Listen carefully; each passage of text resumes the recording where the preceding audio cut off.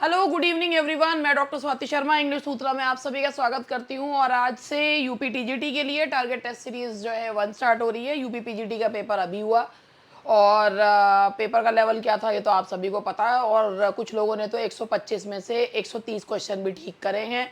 तो cut off क्या जाएगी क्या नहीं जाएगी मुझे नहीं पता है, तो मैं इस पे विषय पे कोई कमेंट करके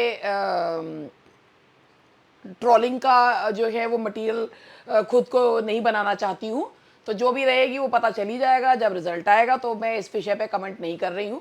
और इवन कि एक ने तो मुझे ये भी कह दिया था आपके क्वेश्चन जो होते हैं वो डिफ़िकल्ट लेवल के होते हैं, जबकि मैंने जितने भी पेपर करवाए, भाई देखो कोई भी अपना स्टैंडर्ड इतना तो नहीं गिरा सकता कि वो पूछे चाइल्ड का प्लूरल क्या होता है, या जो है he goes to school daily जो है वो इस प्रकार के, तो इतना तो कोई गिरा नहीं सकता। लेकिन फिर भी अब टीजीटी का एग्ज़ाम है और टीजीटी के एग्ज़ाम में पीजीटी से ज़्यादा सीट्स हैं। क्या लेवल रहेगा क्या नहीं रहेगा पढ़ लीजिए। अगर आप अच्छे लेवल की तैयारी करेंगे तो सिंपल लेवल तो आप कर ही लेंगे, 125 में से 150 क्वेश्चन तो कर ही लेंगे आप।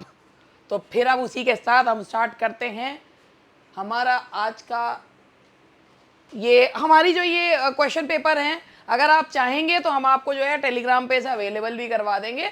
और जो है इसको मैं अभी आज तो 2 पार्ट्स में इसको कवर करवाऊंगी, एक आज और आधा कल, बस मेरा मन है ऐसा।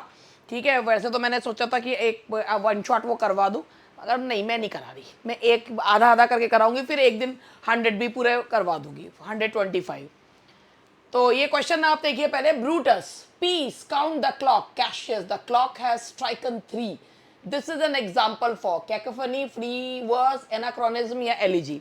तो मैं आपको सबसे पहले ये बताऊं कि अगर इसका रेफरेंस कॉन्टेक्स्ट ना पता हो और सबसे पहले लोग कूद कर इसका जवाब लगा दें कि भाई इसका आंसर एनाक्रोनिज्म है, तो मैं आपको एक चीज ये बताना चाहूंगी, हाँ जी इसका सही आंसर एनाक्रोनिज्म है। एनाक्रोनिज्म का मतलब होता है कि जब कोई समय के अनुसार कोई चीज नहीं होती है लेकिन हम उसको बोल देते हैं।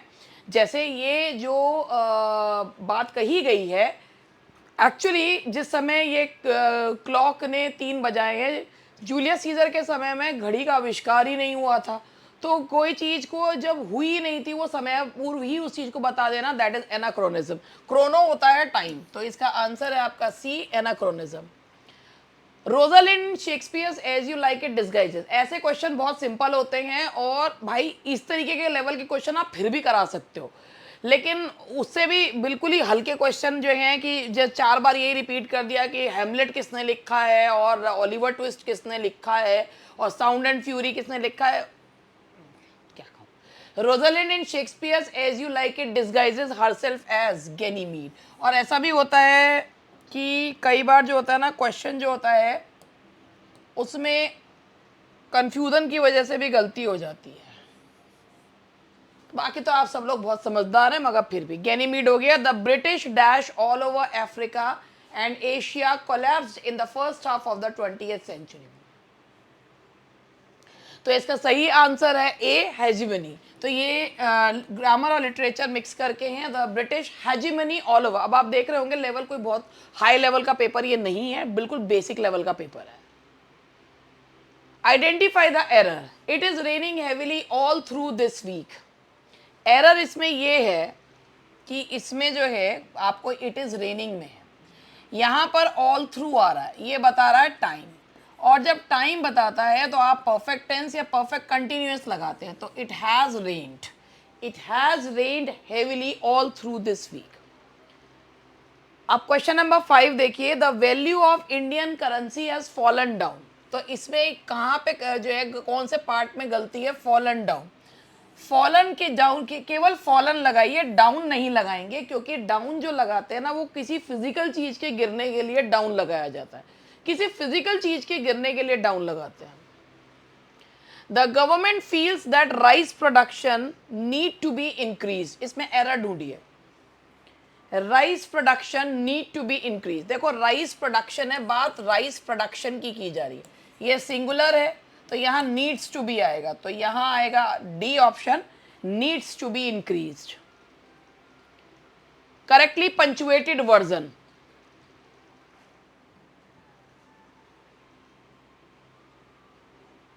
देखो जी करेक्टली पंचुएटेड है। इस तरीके का क्वेश्चन ऐसे तो भैया मुझे कहते हुए बार बार शर्म आ रही है कि पीजीटी में आया है और मैं सही में कह रही हूँ कि कल जब मैं पोलिंग करवाई और एक ने तो उस पर ये भी लिख दिया कि मैडम आप खुद ही अंदाजा लगा लीजिए, मैं तो खुद ही कह रही हूँ बहुत लोग होंगे जिन्होंने 125 में से 150 सॉल्व करे होंगे, 25 क्वेश्चन खुद करके आए होंगे।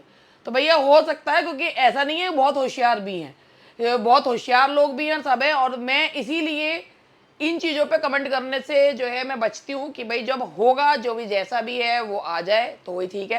क्योंकि मैंने अपनी ज़िंदगी में पहली बार एलटी पर जो है वो कट ऑफ का करा था, और टू माई बैड लक कि पता नहीं वो कट ऑफ क्या रही।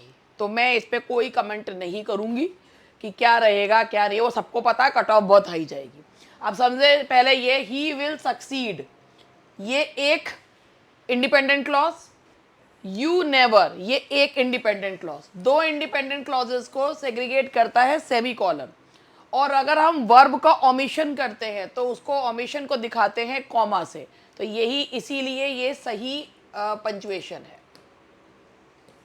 Choose the correct option for given phrase. Yellow journalism, yellow journalism, paid story telling, government report published on yellow coloured papers, writings in newspaper that try to influence people's opinions by using strong language and false information, journalism which agrees completely with the policies of the governments and capitalists। बताओ भाई, question को थोड़ा छोटा कर दूं?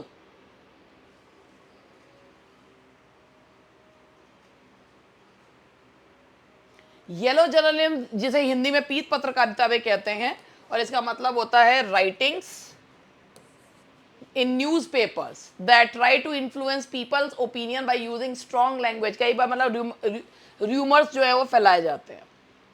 Our friend Satish and Uday lived in Chennai dash 2016। भाई देखो पहले क्वेश्चन को आप लोग भी देख लो, मैं करे जा रही हूँ तो मैं ही थोड़ी ना करती रहूंगी।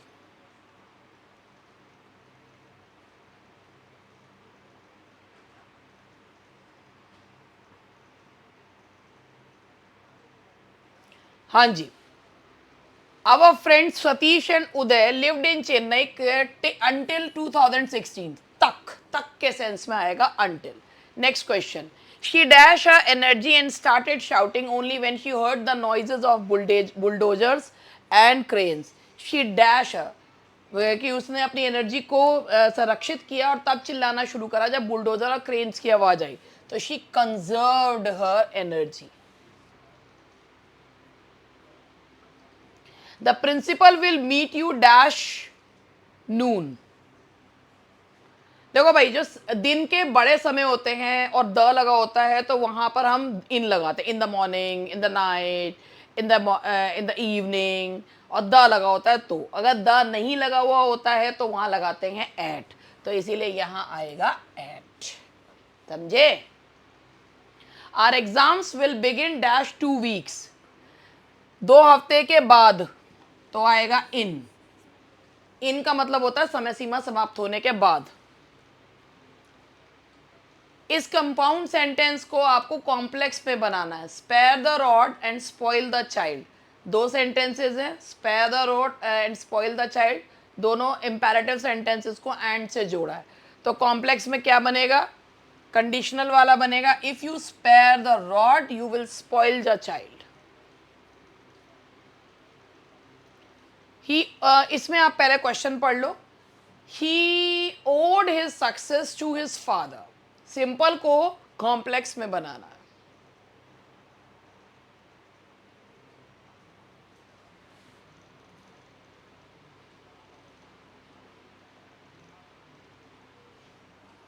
ए भी लग रहा है,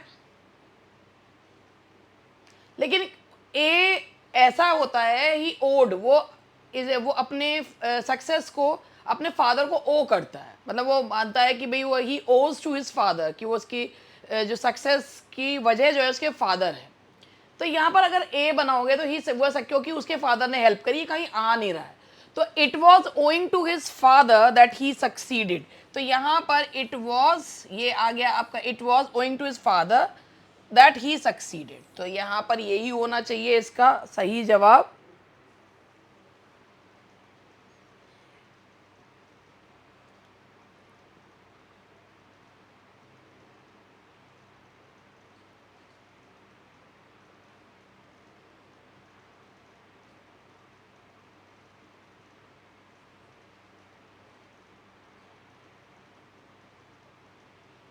just give me a minute.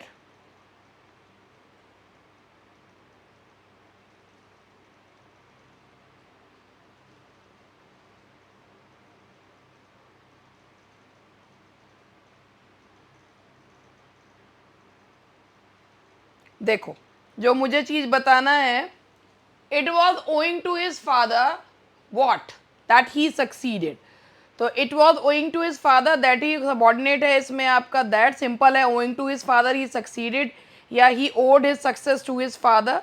तो ये कॉम्प्लेक्स ट्रांसफॉर्मेशन इसका यही बनेगा, और इसके अलावा इसका ट्रांसफॉर्मेशन और कोई नहीं हो सकता। ऊपर वाला मत भूल के भी मत सोचना। Everyone wishes to be happy, everyone wishes to be happy, तो इसका ये है इंटेरोगेटिव। इंटेरोगेटिव अगर मतलब असर्टिव जो होता है वो मतलब असर्टिव अफर्मेटिव होता है, तो इंटेरोगेटिव नेगेटिव बनेगा। तो ये ऐसे ही बन सकता है, who doesn't wish to be happy, is there anyone who doesn't wish to be happy, is there any man, या is there anyone who doesn't wish to be. तो देखो कौन सा है, तो यह आएगा आपका C, is there anyone who doesn't wish to be happy. As soon as the thief saw the policeman, he ran away using no sooner। देखूं पहले इसमें ऑप्शन दे रखे हैं नहीं दे रखे हैं, हाँ जी हैं ऑप्शन, तो आप देख लो। No sooner did the thief see the policeman then he ran away. No sooner के साथ देन लगता है, और हार्ड डिस्क कास्टली के साथ वेन लगता है। I am sorry I can't come to the party dash Sunday. अब प्रेपोजिशन फिल करना है, तो डे के पहले कौन सा प्रेपोजिशन लगता है। I am sorry I can't come to the party dash Sunday, in Sunday, on Sunday, for Sunday, at Sunday. बताओ क्या आएगा। तो भैया दिन के पहले लगता है ऑन, और कई ये होता है जब हम एग्जाम में बैठते हैं तो कन्फ्यूजन आता है यार ऑन लगेगा एट लगेगा, तो भैया दिन के पहले जनरल वे में ऑन लगता है। They often go to the park dash summer, और ये क्या है आपका, ये है दैट इज भाई समर वगैरह का जो है ये सीजन के पहले क्या लगता है, on, in, to, at. In summer, during summer, in summer, that is in summer. She was, पहले और क्वेश्चन देख लीजिए, choose the word which is opposite in meaning. She was sceptical about the safety of the new drug. Sceptical का मतलब होता है संशय रखना, जो है मतलब कि डाइसी हो किसी चीज़ के बारे में, to be dubious about something, किसी चीज़ के बारे में डाउटफुल होना, तो sceptical about the safety of the new drug. तो डाउटफुल, सर्टेन, होपफुल, सेंग्वाइन। अगर आप इसको ऑपोजिट देखोगे तो स्केप्टिकल का डाउटफुल सिनोनिम है, ठीक है। सर्टेन, होपफुल, सेंग्वाइन जो हैं वो इसके एंटोनिम्स हैं। अब इनमें से करेक्ट कौन सा होगा वो देखिए, तो ये होगा आपका दैट इज सर्टेन, निश्चित होना। स्केप्टिकल डाउटफुल, उसका ऑपोजिट होगा निश्चित होना, certain. Choose the word which is opposite in meaning. It is easy to understand his fuzzy thoughts, opposite लगाना है। It is easy to understand his fuzzy thoughts.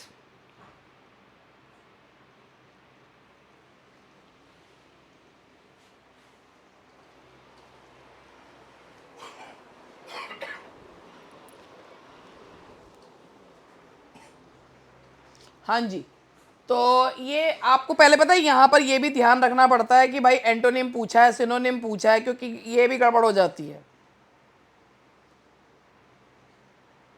देखो fudge, fuzzy, fuzzy का मतलब होता है नॉट क्लियर, या जो वेग होता है, अस्पष्ट होता है, उसको बोलते हैं अस्पष्ट या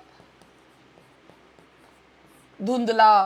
तो फजी थॉट्स है, मिस्टी, वेग, इसके सिनोनिम्स हैं, और क्लियर जो है वो इसका एंटोनिम है। तो सही जो है वो आपको ऑपोजिट बताना है, यानी कि antonym. What did the pre Raphaelites aim at. Pre Raphaelite brotherhood जो कि 1848 में फॉर्म हुआ था, और ये रैफेल से पहले के उसको लेकर आना चाहते थे, जो कि एक इटालियन पेंटर था, और डीजी रोजेटी जो हैं वो इसके लीडर थे। तो प्री रेफेलाइट्स एम किस चीज़ में थे, शोइंग इंटरेस्ट इन मडिवलिज्म, यानी कि मध्यकालीन युग में, पिक्टोरियल वो ना अपनी पेंटिंग्स में बिल्कुल इतनी रियलिटी दिखाते थे कि अगलीनेस की हद तक पहुंच जाए। और union of the flash and spirit, इसके लिए इनको जो है रॉबर्ट बुकानन ने इनको फ्लैशी स्कूल ऑफ पोइट्री भी कहा था। तो ये सारे ही हैं, तो that is D, all of these. There is soul of goodness in things evil would mean observingly distill it out. Who has written it? There is a soul of goodness in things evil would men observe distill it out. तो ये बताइए किसने लिखा है, और ये आप लोग बताएंगे तभी तो मैं आपको बताऊंगी फिर।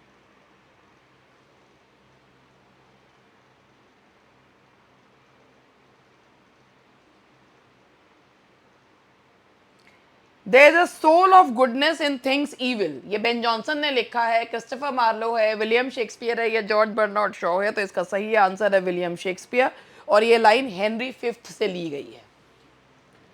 इसका सही जवाब है शेक्सपियर, और ये लाइन है हेनरी फिफ्थ की। There is a soul of goodness in things evil, कि बुराई में भी कुछ अच्छा होता है अगर लोग उसे डिस्टिल आउट कर दें। Identify the error. The sparrow took no notice about the bread. The sparrow took no notice about the bread. इसका है भाई notice about the notice of. The sparrow took no notice of the bread. चलिए आगे बढ़ते हैं। ये question बड़ा होता है, ये कि भी मुझे भी इस क्वेश्चन पे मुझे मालूम है कि इस क्वेश्चन में स्टूडेंट्स कंफ्यूज होते ही हैं कि ये लेडी मकबेथ की है या ये मकबेथ की है।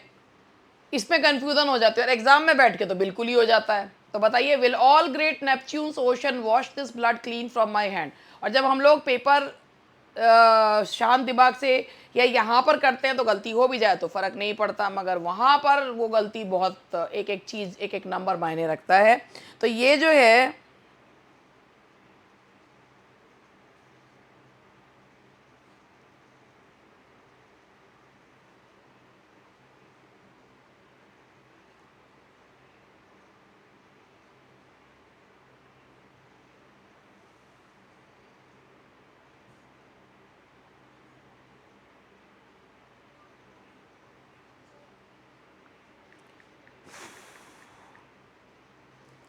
हाँ जी, देखिए इसको जो है ना, इससे कंफ्यूज मत करिएगा। ये मकबेथ कहता है आफ्टर मर्डरिंग डंकन, और इसमें मुझे पता है बहुत कंफ्यूजन होता है। स्पीकर मकबेथ है, एक्ट सेकंड सीन सेकंड में है, डंकन का मर्डर करने के बाद है, और ये ओवरवेमिंग गिल्ट को बताता है। तो कंफ्यूजन नहीं होनी चाहिए। The correctly punctuated version is, देखो कौन सा करेक्टली पंचुएटेड है।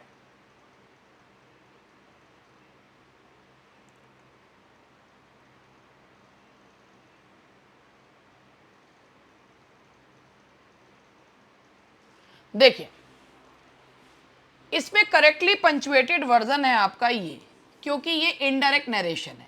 He asked me whether I had written my exercise full stop. तो ये जो है ये करेक्टली पंचुएटेड, ये वाले डायरेक्ट नरेशन में कर रखे हैं वो नहीं है। आस्क की जगह सेड टू मी होता और इन्वर्टेड कॉमास नहीं होते। Change the voice, I think Sham will be invited to the party. Sham will be invited से पैसिव वॉइस है, तो ये एक्टिव में बदलेगा। I think they will invite Sham to the party. I think को वैसे ही रखेंगे, Sham will be invited to the party by them होगा। तो यहाँ पर ये I think they will invite Sham to the party.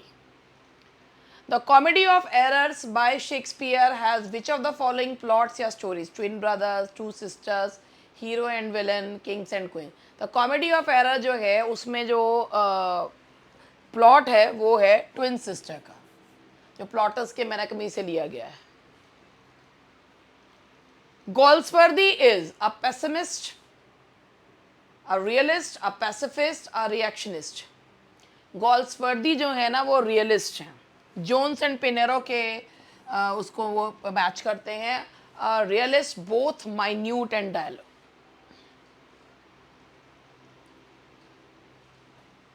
Identify the clause, पहले मैं क्लॉज पे मार्क कर दूं।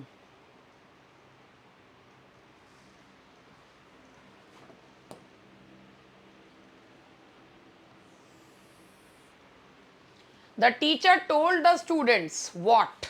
That their result was quite good. What का जवाब आ रहा है, तो ये जो अंडरलाइन क्लॉज है, ये कौन सा क्लॉज है? That is noun clause.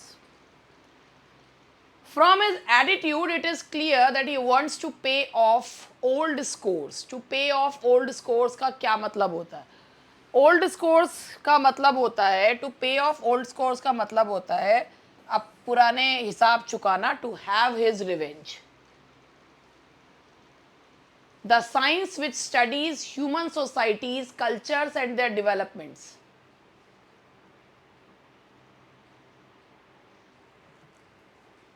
Anatomy, archaeology, acupuncture या एंथ्रोपोलॉजी।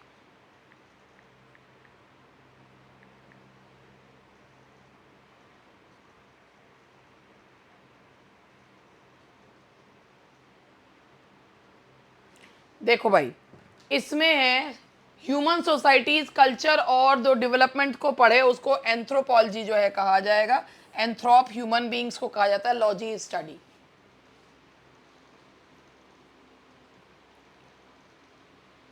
पर्सन, एनिमल और object considered likely to bring good fortune. Oracle, mascot, opponent, nail. जो अच्छा गुड फॉर्च्यून के लिए होता है, that is mascot, that is mascot. You should wash this new dress by hand.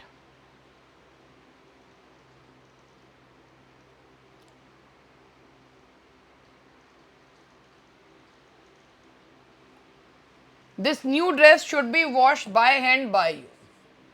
दो अगर prepositions आ रहे हैं तो वो कोई गलत नहीं होते।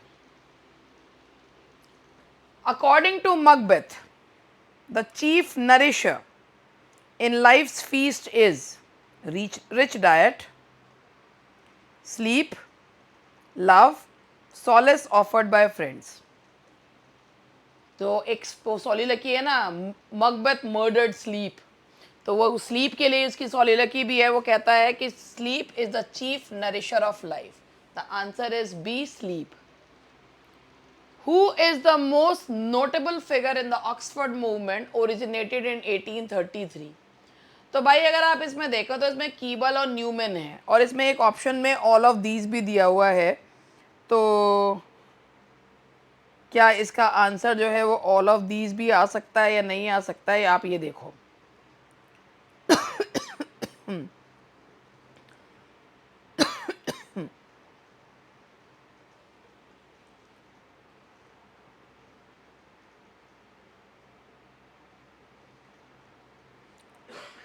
देखो भाई, who is the most notable figure in the Oxford movement originated in 1833? Oxford movement का जो सबसे ज़्यादा नोटेबल फिगर है वो है न्यूमैन। क्यों? कीबल का सरबन था, कीबल का, इनका एक सरबन था कीबल का, दैट वाज, इनके सरमन का नाम है नेशनल एपोस्टेसी।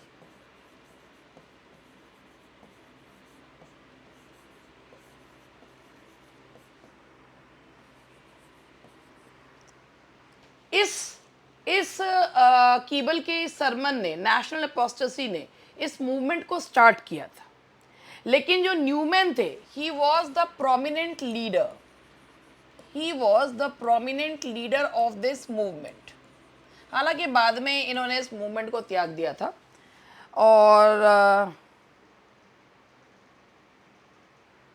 देखो, डी भी हो सकता है, मगर न्यूमैन को, अब ऐसे क्वेश्चन फंस जाते हैं कि भाई इसमें जो है कि क्या माने, तो वैसे इसमें न्यूमैन को इसका लीडर माना जाता है, इसीलिए नोटेबल फिगर के रूप में इसे मान सकता है।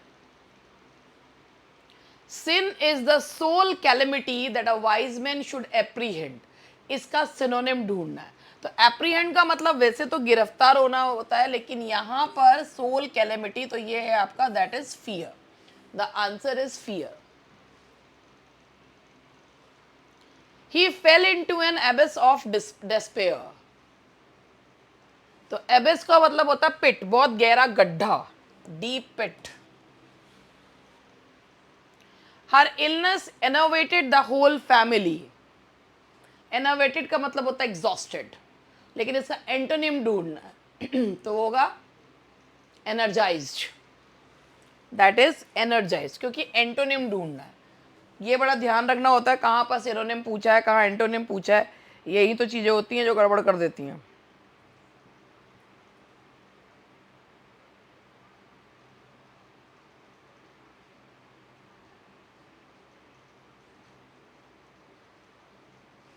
नेक्स्ट चलते हैं. The teacher inserted another picture to illustrate point. The teacher inserted another picture to illustrate point. Insert करने का मतलब होता है कि किसी चीज़ के अंदर कोई चीज़ जो है उसको ऐड ऑन करना या डालना, तो उसको जो है भाई इंसर्ट करने को, प्लस करने को कहा जाता है. ठीक है. और उसका एंटोनिम जो है वो क्या कहा जाएगा? The teacher inserted another picture to illustrate, क्योंकि टीचर ने एक और पिक्चर ऐड ऑन करी अपने पॉइंट को इलस्ट्रेट करने के लिए. तो क्या करेंगे? उसका ऑपोजिट होगा हटा देना. That is removed.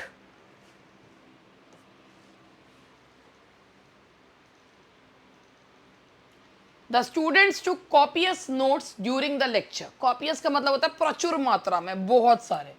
तो यहाँ पर होगा आपका दैट इज कॉपियस. इसमें से सिनोनिम ढूंढना है तो क्या होना चाहिए? Extensive, exhaustive, bounteous, abounding. भाई यहाँ पर तो सारे के सारे इसके हैं, लेकिन जो सबसे ज़्यादा होगा वो कौन सा होगा बताइए?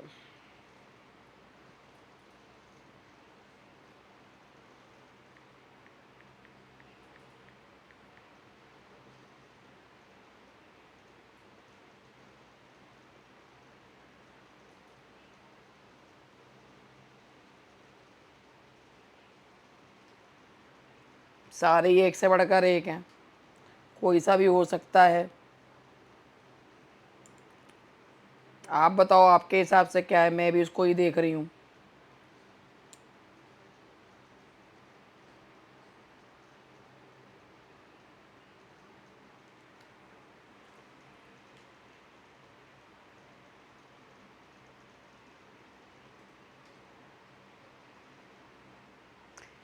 तो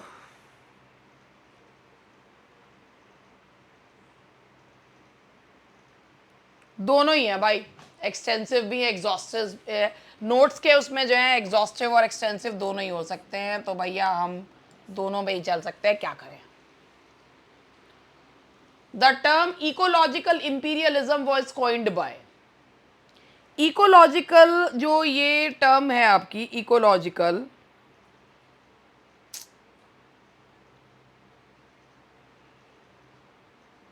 देखिए इकोलॉजिकल इंपीरियलिज्म जो टर्म है, it was coined by Alfred क्रॉसबाय.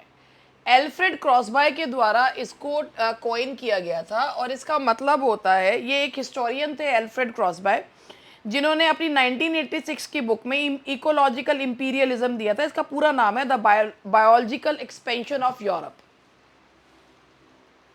A form of verse adopted for singing or recitation which presents a dramatic or exciting episode in simple narrative form is called.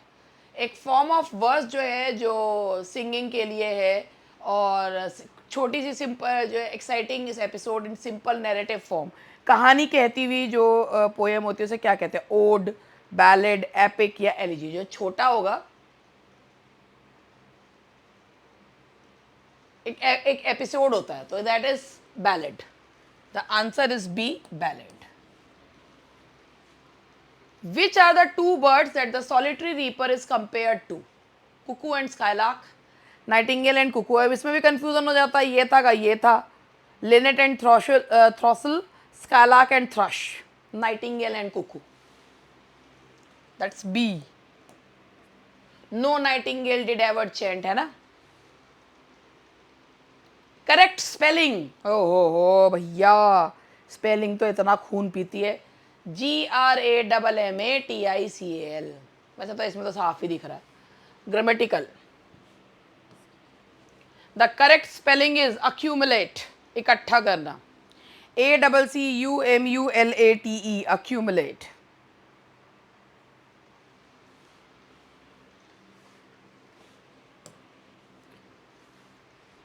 Which of the following words is misspelled?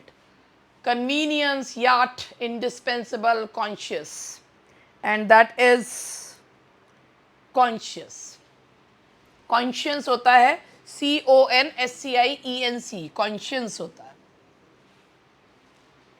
Conscience जिसको मतलब आप याद कर सकते हैं. Choose the correct indirect narration. She said to me, what can I do for you?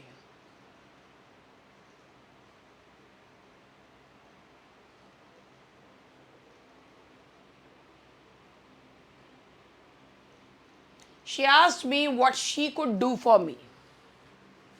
So the answer is A.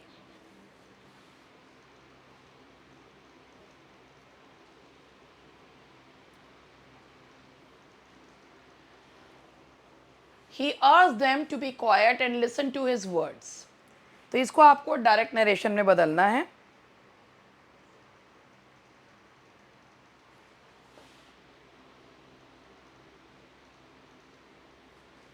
ये आएगा, he said be quiet and listen to my words.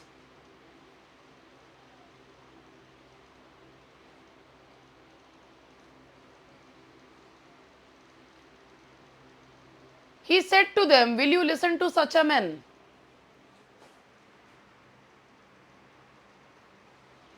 He asked them whether they would listen to such a man. That is B. Which of the following words has correct spelling? Rendezvous. RENDEZVOUS. Rendezvous. The answer is A. तो भैया आज मैंने 50 question कराए हैं, बाकी के मैं आपको कल पूरा कर दूंगी. आज से स्टार्ट कर दिया है. आई होप कि आप लोगों के लिए हेल्पफुल रहे और इसमें से क्वेश्चंस आप लोगों को इससे मिलते जुलते क्वेश्चंस मिल जाएं, ये तो ना कहूँ मैं, इससे मिलते जुलते क्वेश्चंस आप लोगों को मिल जाएं. That's all for today. Bye bye.